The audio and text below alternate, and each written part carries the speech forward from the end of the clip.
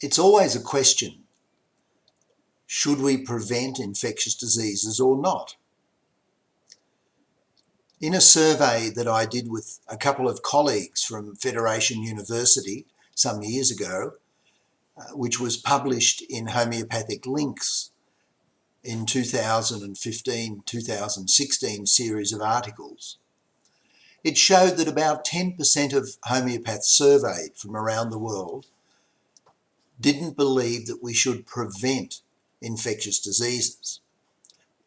Instead, we should let the person get the disease and treat. They felt that's what Hahnemann himself intended, even though Hahnemann himself used homeopathic immunisation, initially using belladonna to prevent as well as treat scarlet fever.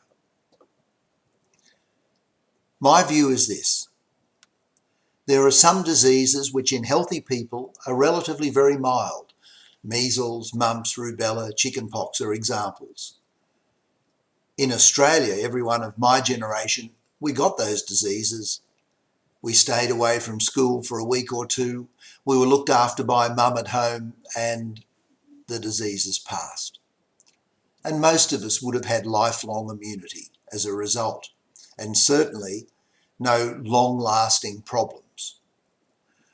But from my point of view, even though I've treated over the years hundreds of cases of whooping cough in young children, I'd rather not have to treat whooping cough in an infant.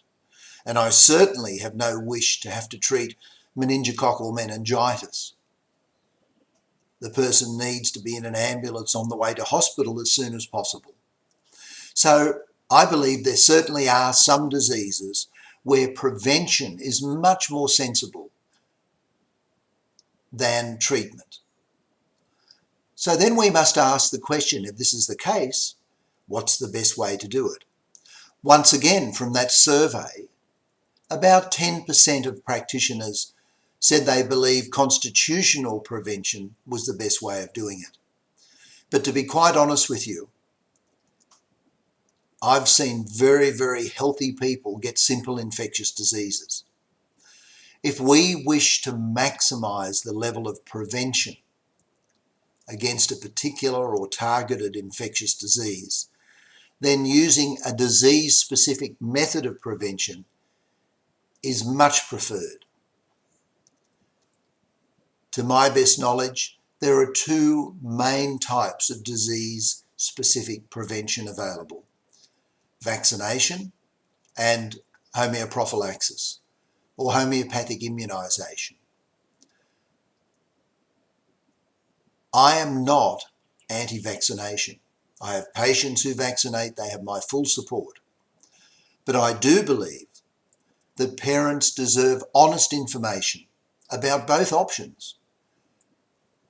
And I've devoted the last 30 years to trying to collect information, to collect data from around the world to do that.